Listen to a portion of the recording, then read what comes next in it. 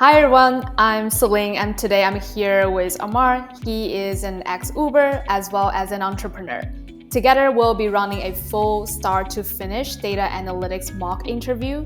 You will hear the exact kind of behavioral, analytical, and SQL question top tech company ask, plus see how an expert answer them in real time. So let's jump in. Hey Amar, could you please just introduce yourself? Hi, Celine. Nice to be joining you today, and hello, everyone who's watching. My name's Amar. I am currently one of the co founders of a platform called DeSpark. We are a two-sided marketplace that connects companies to their ideal user audience for interviews, surveys, feedback of all kinds. And we're focused on the Web3 niche. Our customers include folks like Coinbase, MetaMask, and several others whose product teams, marketing teams, and strategy teams use us to basically improve all of their performance. Data is like a big part of my day to day. Amazing. Thank you so much. All right, let's dive in. So, could you please walk me through an end to end analytics project you led? How did you frame the problem, collect the data, analyze it, and drive business impact? Sure. So during my time at Uber, I was fortunate to be on the team that launched sponsored listings. So for those without reference, sponsored listings is basically where restaurants on the Uber Eats app can pay via advertising, essentially, to be placed at a higher point in a targeted user's feed, right? And so the idea here is that you commit a certain amount of spend that allows you to be seen by more users who have a higher propensity to order from you. So theoretically, it should improve your order volume, your basket size, and potentially also, or no, it definitely also be at like high ROI because Uber has so much data to understand who to match you with, right? So when you're launching a new product, that is always a difficult, thing to sort of communicate. What I just explained is tough to translate to restaurant owners who just want to be operating their business. And so we launched a self-serve product, which allowed them to navigate this whole process themselves, aka commit dollars in order to run advertising campaigns. And the uptake at the beginning was not very good. And so we thought that it was more of a messaging problem, right? Like we didn't explain what I just explained well enough. We invested a lot in marketing material, but the uptake was still not very strong, right? And so when we looked into the data, what we were finding was that there was we mapped out the user journey throughout the sign up flow. So that's everything from you create an account, you go into your Uber account, you then log into the advertising platform, you commit a certain amount of dollars, decide on a few other details, and launch it. So the thing is, when you map out a user journey, you can see what the drop off is across each one of those steps, right? So you're kind of like walking through what your customers are seeing and where they are seeing friction and either sticking with the process or not. And what was really interesting was there was 7 steps in the process, two of which had the biggest drop offs. There was a 40% drop off at the point where you, on the third step, where you just input your suggested budget. And then there was another sort of 20% drop off at the last step, which is launch, right? So usually seeing a lot of friction at the launch step is very common because you are essentially asking somebody to actually commit money. But it's not very common to see that much friction, 40%, in the sign up flow. In the budget setting flow. And so that was clearly like a big issue. Worked with data science to figure out which were the restaurants that were actually dropping off, which were part of that 40% cohort, and then move towards the reaching out to the restaurants via our sales partners to talk to them and do some A/B testing to understand what was the actual issue here. Right? Was it like the size of the budget being committed? What was scary to them? And so it ended up being that it was that they thought that they were committing budget then, not they didn't realize there was 4 more steps afterwards. So it was a pretty simple UI fix that allowed us to just make it cleaner and say like you are on step 3 and like progress bars at the top of the flow, and that improved conversion of that step from 40% drop off down to 5 or between 5 and 10. Amazing. That's a great example you just shared. I do have a follow up question on this particular experience you shared. So, could you please guide me through what role did you play in the whole entire analysis? And did you do from actually collecting and speaking to the stakeholder, or was you leading a team? Can you speak a little bit more on that? Sure, yeah. So I was basically the central cog, and the data science team was responsible for actually pulling the data. The sales team was responsible for actually talking to the users. But somebody had to come up with the sort of hypothesis and the approach, right? So that was me. I was the one who was we didn't actually have any product folks in the sort of crack team we had to launch this initiative. So it was up to me to sort of say, okay, let's look at the user journey first and foremost. Let's identify where there's problems, and then from there we can talk to actual users in order to figure out what the potential solution would be. Amazing. Yeah, thank you so much. And the next question I have is around your particular experience in your previous role at Uber, and also I see your work at RBI. Can you please tell me about a high impact initiatives that you worked and what made it successful? Sure. So I'll go back to my RBI journey just to switch it up a bit. And one of the very important things I had to work on there was upgrading of the payment hardware in restaurant locations. So RBI is a parent company of Burger King, Popeyes, Tim Hortons, and Firehouse Subs. And there's about 4 or 5 at that time 4,000 restaurants were under the umbrella, right? The vast majority of which are run by franchisees. And franchisees have the power to make a lot of their own decisions, at least, or especially further back before RBI combined all these brands together. And so there was a important initiative over the course of a couple of years to combine and unify the tech stack across all of these restaurants, right?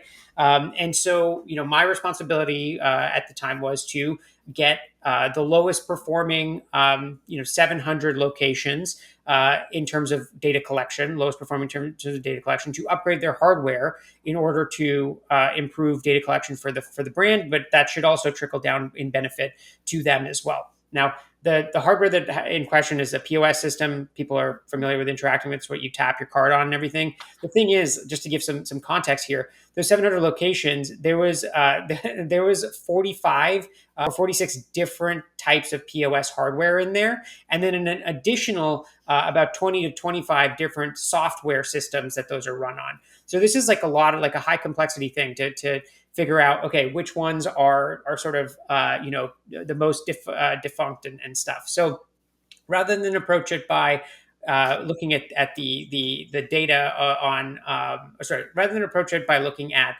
the actual units, what I proposed we did was to look at it by the ability for the franchisee to actually upgrade, right? Because out of this massive population of 4,000 people, we had to pick a group of 700 to upgrade. And so by mapping out the folks that had the oldest systems and looking at what their behavior characteristics were, a couple of interesting things came up. One, the median number of locations they had was one, meaning that these are not franchise groups; they are individual people, right? Who are probably more, attuned to operations versus, data and finance and stuff like that. So that's one thing. Two, they also were below or right around median performance for store sales, right? So that gives us a couple of clues on things. Like, one is these people probably will benefit from having an upgrade because they can be more targeted in what they offer their customers, and that's what the franchisor's responsibility is, to improve the menu offerings. And two, so that's a positive thing. The more negative thing is these folks don't have the money probably to afford to upgrade the hardware. So a key part of my role was to figure out how do we actually get this in place. So I worked with the finance team to come up with a revolving credit facility that we could offer to the customers. That way, RBI was the credit backer, not each individual customer. That did a few things. One is speeds up the time to approval. Two is gives better terms to the customer. And three is it really shows that we're a partner, forward-thinking partner. We're not just asking them to fund upgrades with a promised benefit. Rather, we are coming with sort of skin in the game, underwriting the loan in order for them to move faster. It was a huge success. We were able to convert or upgrade the full 700 within the year, which was the target objective. Amazing. I think that was a comprehensive walk through of the example. As well, you show your creativity, problem solving as well in that example. That's great. One quick question for you on this one. I'm Sure. just curious, what are kind of the metrics you specifically tracked or kind of collected throughout the process to determine those merchants? Yeah. So store sales or same store sales is what it's called. So that's like the benchmark towards how they're performing versus their prior year, and as compared to the median, right? Mhm. And then also, segmenting that by location.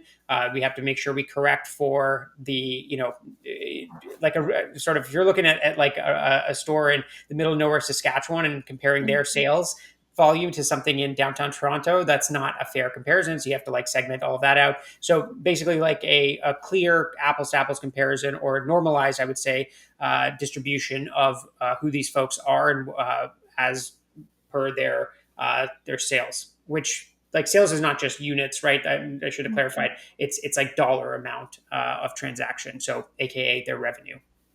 Amazing. Yeah. Thank you so much. All right. The last part of the question on the behavior front, I do wanted to learn a little bit about your style of teamwork as well as leadership. So, could you please tell me a time where you had to influence stakeholder without direct authority, and how did you approach the situation? Sure. So going back to my experience at Uber, and also with sponsored listings, when we launched sponsored listings, the original sort of approach is, this is very common at Uber. You'll be given a budget. A team will be given a budget to launch and trial a particular new initiative, and then you get a timeline for sort of proving signal. And if it works out, then that'll be built onto a full org. So basically, we were like doing the pilot test for the sponsored listings business. I think I mentioned that earlier. And so we started that test with a group of 200 merchants. Split sort of 50-50 between enterprise and SMBs being kind of like the RBI folks I described, who are, one or two unit operators, not as sophisticated, not as deep pockets, which is important. That'll come into play in a second. And this is spread across 10 cities in the US. So that was the plan. Everything was in place. Tech was ready to go. We launched, and this was in March. This was the first week of March of 2020. And then we hit the second week of March of 2020, and COVID happened. And so, if we put ourselves back in those times, like, this was the massive dip in basically the entire economy. This is before everyone started ordering online and getting stuff delivered at home, and there was incredibly large amount of uncertainty. Right, it felt like the restaurant industry was cratering because you could no longer have people come in and dine in. Right, so like, just to sort of contextualize, we didn't realize, nobody knew that there was going to be a massive uptick, and when that would happen for ordering. So we kind of had this massive dilemma because Uber, public company, we've announced that we are launching a pilot test for sponsored listings, which is a major potential revenue driver. We're going to have to report on that, at least up to internal stakeholders like the CEO and C-suite. But now all of a sudden, our restaurant partners are understandably like in dire straits, right, and very worried about what this meant. So again, going back to the sort of my first principles approach to these things, it's all about what is helpful for the customer. And I think in this case, there could be an argument of hey, we have to also worry about our own business. And so I wanted to first understand the customer's perspective, and then be able to steel man the opposite side of that, which is like, let's optimize this for Uber. And the customer perspective was like, hey, I just can't justify this. I don't know what's going to happen with my business. I still want to, participate in the pilot, but I don't know how to fund it. Right. So that's a pretty important piece of information there. Like, they would want to participate, but it's the funding that's the problem. And so I had some conversations with other folks on our team to sort of coordinate our messaging. And then I took the message to the folks that were in charge, so our managers, and basically said, look, we either are going to suffer from PR of, hey, this pilot didn't go as well as planned, or we'll suffer from PR of, we tanked 200 of our restaurant partners, or 100, because that's like the SMB number, right? The enterprise, they can afford to sort of wait around, but the SMBs cannot. And so that kind of made the pitch a little bit easier to have that very visceral potential downside. And we were able to come to an agreement with the finance team, especially to say, let us extend credit essentially, and let the restaurants, the SMB restaurants, fund their advertising campaigns for the next month, uh, basically like for free, but using credit so that we could gain data, and then we'll see where things go. Now, fortunately, that was accepted, but fortunately, order volume really upticked very quickly, so everybody kind of won. Amazing. All right. That's a beautiful example you just shared. I think I do not have any question on this one. And it clearly showed that you had a lot of evidence when you approach this situation that you actually collect from the user and also thinking through like the financial implication and all of that. So yeah, that's great. Cool. All right. So do you mind us switching gear to some of the technical slash SQL question for our next component? Let's do it. All right.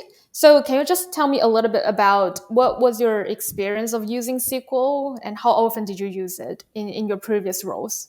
Yeah, sure. So SQL was very, very important at Uber, especially. There was a deep sort of tutorial course that folks are expected to take at least in their first couple weeks, but I think you get access to it, if I remember correctly, even before you join. And it's a very comprehensive learning tool, which is great. And it trains you well because I used SQL every day, multiple times a day. That definitely declines a little bit as you start to manage folks, but even managers are expected to have a strong knowledge, for a few reasons. I would say one is that if you need something right away, you might not have access to somebody who can run numbers for you, so you need to be able to have that ability yourself. And two, which I think is also very important, is you shouldn't be delegating something to somebody if you don't yourself have any context whatsoever about how long it'll take or what's possible versus not. So using SQL daily was like the absolute lowest amount of usage would have been weekly, not daily. Amazing. And also, what other kind of the tech stack do you use at Uber and RBI? So RBI had Tableau and a lot of financial model building. So that was like Excel, Tableau, and then Uber had internal versions of data, like graphical user interface for data. So like yeah, internal versions of Tableau. Got it. A Amazing. lot of G sheets too. Yep. Awesome. So I do have a quick question also on SQL. It will be a quick kind of a scenario question. So Sure. let's say the team wanted to know which client spent the most in the last quarter. How Okay. would you use SQL to kind of solve this? And let's assume you do have a table with like client ID, transaction date, and the information that you might need. And feel free to take some time if you need. Sure. Sorry. Can you just say again Yeah, yeah, yeah. the table information? Yeah. So let's say you have the client ID, Yep. transaction date, Transaction date. Okay.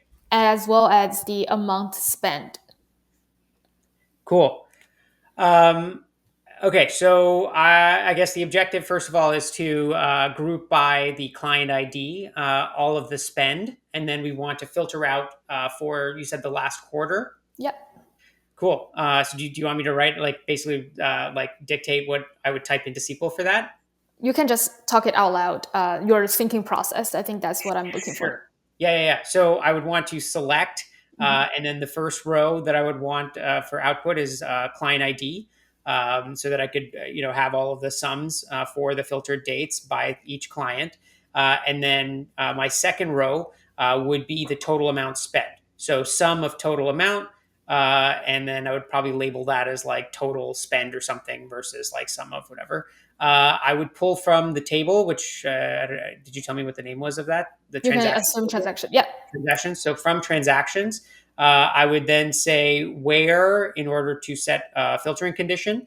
And I would filter on the date. Yeah, I guess you just said like what the date, the transaction Last date quarter. was. Yep. Yep. Yeah. So like date trunk, so that I could like compile it by quarter. And then I would say greater than or equal to the last quarter minus one, and then so an additional where condition to say less than current quarter. So that would give me then by client the total amount of spend for them within that the lagging quarter. And then if you want to be looking at that, oh sorry, very important. I have to group by the client, right? In order to get my SQL syntax correct. And then I would say order by column two, which is like the total amount in descending order. And I guess if I wanted to only see who the top spender was, I would just limit one at the end. Yeah, I think that's a great start. I do have a follow-up question. Let's Sure. say the stakeholder wanted to see who spent the most in terms of in its order, which means that let's say there are a client or multiple client they spend equivalently amount. So in that case, how would you adjust your query to meet that need?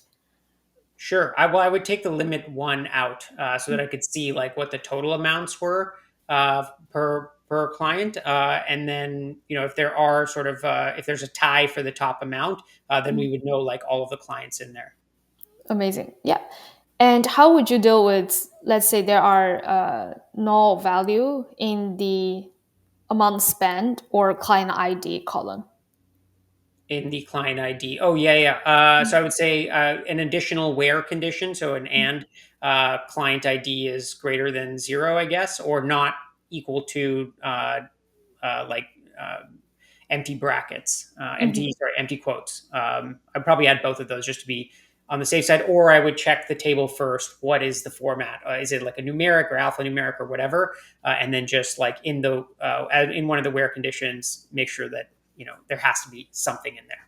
Yeah, absolutely.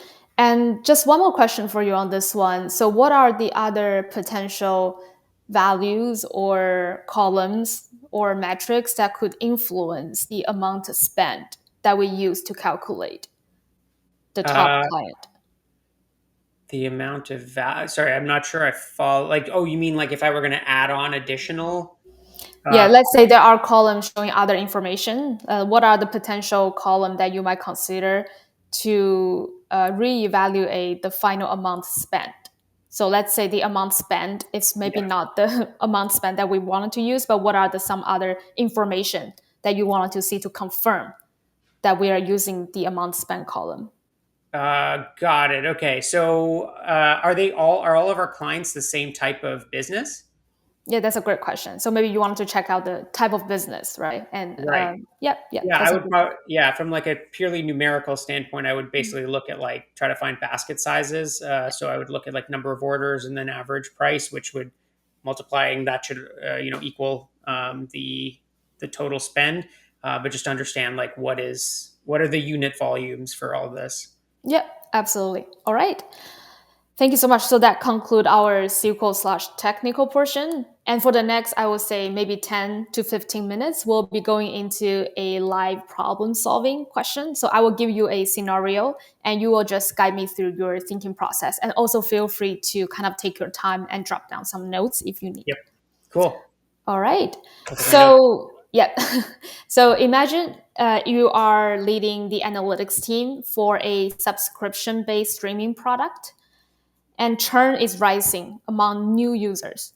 So in this case, the executive wanted to know like what's really happening. So how would you go about identifying the root cause? What metrics you will be looking at and what kind of the recommendation that you might make? Cool. A couple clarifying questions. What is churn? Is it like people cancel their subscription, or is it that people just stop using? Yeah, you can assume that people stop using the Okay, product. okay, stop using. So the objective, just to clarify, then would be to I want to reduce the percent of users who I guess cancel or stop using within the first. So you said 30 days. It will, yeah, you can assume 30 days, and this particularly pertain to new users. Okay, okay, I'll just jot down some notes real quick. Yeah, take your time.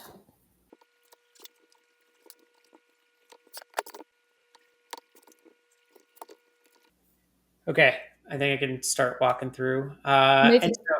Okay, so let's first define our objective to make sure we're working towards the same goal and metric, and that would be to reduce 30-day churn. So we want to reduce the percent of users who cancel, as we said, in the first 30 days, cancel or stop using.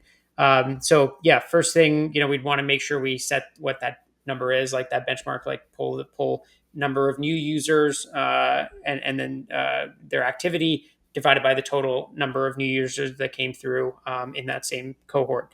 Okay, I would also then want to segment the so once we've sort of set our objective, we've set our baseline metric that we want to improve. I would then segment the different sort of elements, I guess, or like the different like variables. So for 30-day churn, I'd want to say like yeah. So I've got the rate today. I'd also want to understand maybe in sort of like segments of like how many like per week, right? So out of those people, the total people that churned in 30 days, how many were in like what percentage of those did it in the first 7 days, in the first 14 days, in the first 3 weeks, etc. I would also want to do the same sort of segmentation by sign up channel. So did they come to us from web, inbound, whatever else? Maybe platform too. So like iOS or Android or web or TV, just to see like the behavior there. And then you mentioned it's like a new user, so I assume there's probably like a free trial that happens. I don't know if all users get the same trial. If they do, then we can just assume the same thing. But if not, then segmenting by like, okay, who got what deal, whether it's a different amount of time to sort of look at or try the platform, whether it's like a cheaper rate, whatever it is. And then geography is always like an important one, just to understand, if it's like a country specific thing or a region specific thing or not. So yeah, so I've now defined the goal. I've set a baseline for the metric. I've now like decided on the segmentation. So like how to understand what's going on with the data. I would then map the funnel, like the user journey, right? I think I talked about this in some of my examples, but okay, so a user discovers the platform. They then, sign up for an account. They then accept the free trial. I don't know, at some point they put in their credit card. At some point, once they have access, they're going to go and look at the content. Then they're going to pick a show. Then they're going to watch the show. Are they going to finish the show? Are they going to not? Are they going to come back? Are they like, how long is their session time? So just understanding like all of these sort of pieces from the user journey would be very important to understand. Again, like the example I used before, like where is the drop off happening, right? So is there something universal potentially happening? And really, the goal of like all of that is to say, what are my hypotheses, right? So if there are a few things like pop up just right away. One is that like maybe it's a bad UI experience. If that's the case, you could probably see like very early on people dropping off. So like they've created their account, but then they don't even know how to log in, or like they log in but they don't know where to navigate, and they're just not even interacting with the content. That's a bad sign. That's UI most likely. Or perhaps they are interacting with the content but they don't pick something. That's probably like something to do with the recommendation engine.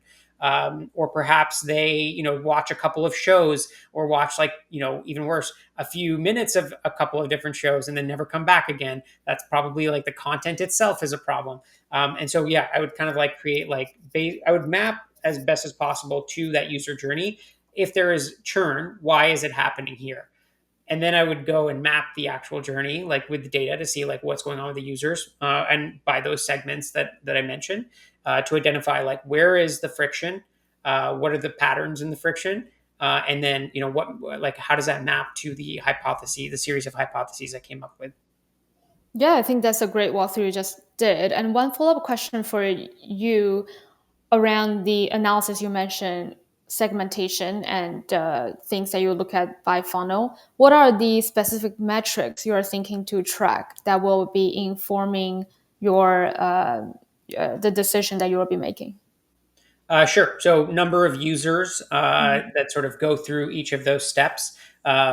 Number of users that are like buy those. the various like segments that I described, but then also sort of action times, right? So how much time did they watch an episode for? How long did it take them to navigate from one piece to another? How long did they scroll trying to find something to even watch before they started watching it? Those I think would be very telling in like basically session behavior details to identify like essentially if the time through everything is except for watching the episode, the time through everything is very smooth and like it's like a pretty like tight curve. What that's probably telling us is that the UI is really good. People are able to find what they want very consistently and very easily. If they're watching shows at different amounts of time, that tells us that there's like preferential differences between these folks, right? And I think I mentioned, like, I think there's a bifurcation for subscription service. Like, I'm thinking of Netflix here. There's a bifurcation of like finding the type of shows you want and then like actually watching those. So if you see a lot of drop off, people might be like, oh, this just doesn't resonate with me. That's like a good-ish problem to have because that if you just fix your recommendation engine, you should be able to like surface them better shows that are like better matched to them. So then understanding the amount of time that they watch things is important for that. Conversely, like if somebody's watching many things for short periods of time and then never coming back, they might just not like the content in general, the entire content library. Sounds like you're trying to kind of group users into different, based on their behavior, into different kind of group and cohorts. Yeah, absolutely. Yeah, one that's a good insights there. One quick question also for you, just building off on what you just mentioned. How would you decide the benchmark for long is too long, or this is like short but it's too short, right? Like how would you do that type of analysis to determine the benchmark? Yeah, sure. Great question. I would say a couple things. One, we're talking about a percent of people that churned, but they're part of a larger group. The folks that actually stayed, and so I would look at that as sort of like my A test, B test. Like the split. Like those ostensibly, the people in the last 30 days are getting exactly the same experience, but some part of that group is not enjoying it for whatever reason and leaving. The other group is staying and they like it, right? So being able to compare those two is important. Now, if the population size isn't very large, you probably want to start looking back at like past 60 days, past 90 days, and seeing like what happened with those cohorts in the same fashion, like ones who liked it, ones who didn't. I think like you're sort of balancing, like you want as many data points as possible, but the further back you go, there could be other sort of extenuating factors that might not be that might like or confounding factors that are not the further back you go, it's not as directly relatable to the experience today. So you'd want to stay in the tighter time frame. I would increase like my aperture on like number of users before I did like time. Yeah, that's great.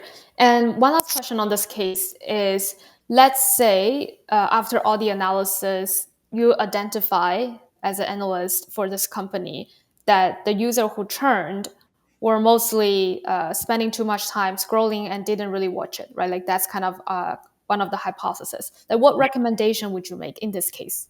Yeah. So sounds to me a lot like the recommendations are not very clear, right? So kind of like going back to the sponsored listing thing is like if when a user signs up, so a couple of recommendations, I suppose. One is like on the user side, like are we collecting the right information on them in order to match them to the right shows or the right content? And two, the recommendation engine itself should be looked at to figure out like why are these folks not seeing the things that they would most resonate with, right? Like what's the difference between them and folks that did enjoy the experience? Why did they find what they were looking for faster? I think that can help you understand like what was the behavior that those people did. They search versus scroll? Should the search bar be like more prevalent in the user experience? Do they just have sort of like is it by category and they were able to like find their category right away, whereas people who are churning have a more like nuanced category? Like there's just to understand kind of like what exactly the input is, like what information we have on the user, how that compares to users that like the product, like what information we have on them, and then the behavior differences, and try to like match the same level of like fidelity of the good behavior to the one that's not working so far. Great, amazing. Yeah, thank you so much. I think that concludes our interview for today. Cool. And now we'll be doing a reflection based on the rubric we have. So I think in the interview just now, we went through a few set of different questions. We had the behavior round, SQL round, as well as a quick live case study on the spot. I think the interviewee did a great job in the first for behavioral question. He was able to really tell a story. As an interviewer, I was also listening to his story and couldn't even think about additional question that I wanted to ask. So he was a great storyteller in this case. As part of our rubric for behavioral question, it's critically important for us to showcase that we have great communication skills. We're able to summarize our experience in a framework way. I believe the interviewee did a great job doing that, also showcasing the teamwork, collaboration identified through his examples. One thing that I would recommend everyone to consider, first of all, is the balance between the technical detail versus the behavioral set of skills. For example, the collaboration, asking for clarifying question, teamwork. Sometimes there are things that interviewer might want to assess in a later time, right? So they might have specific data analysis question they wanted to assess for your data analysis skills and not necessarily as part of the behavior question. So one recommendation is to always pause and ask for the interviewer, say, hey, do you want to learn a little bit more about the technical detail? Or please feel free to pause me whenever you wanted to ask additional things around this experience. So I think this will really help you to build the rapport with the interviewer, but also to really understand the why behind these interview questions. And the second part was the SQL question, which is assessing candidates' SQL/ technical skills, but most importantly, problem solving skills. I think what the candidate did great job was to really asking for a clarifying question around how we define certain metrics. Also, he did a perfect job of writing the syntax correctly. And those are part of the key component of our technical interview question rubric. Something that you may want to consider is one of the key components for our technical interview rubric was optimization and efficiency. When you are sharing your answer to the interviewer about how and what ways you will be tackling a SQL question, you might want to also mentioning some of the optimization or efficiency techniques that will be bringing your answer to the next level. In addition, there might be edge cases happening in the interview process as well. For example, what if there are errors in the table, or what if there are missing results or missing value in the table? It will be great if you are able to build in those edge cases early on as part of your initial response. Although in this case, I did ask follow-up question to the candidate and he was able to really answer it accurately. But at the same time, it will be always great to practice incorporating additional aspects such as edge cases, how to deal with missing value, etc., to part of your initial response.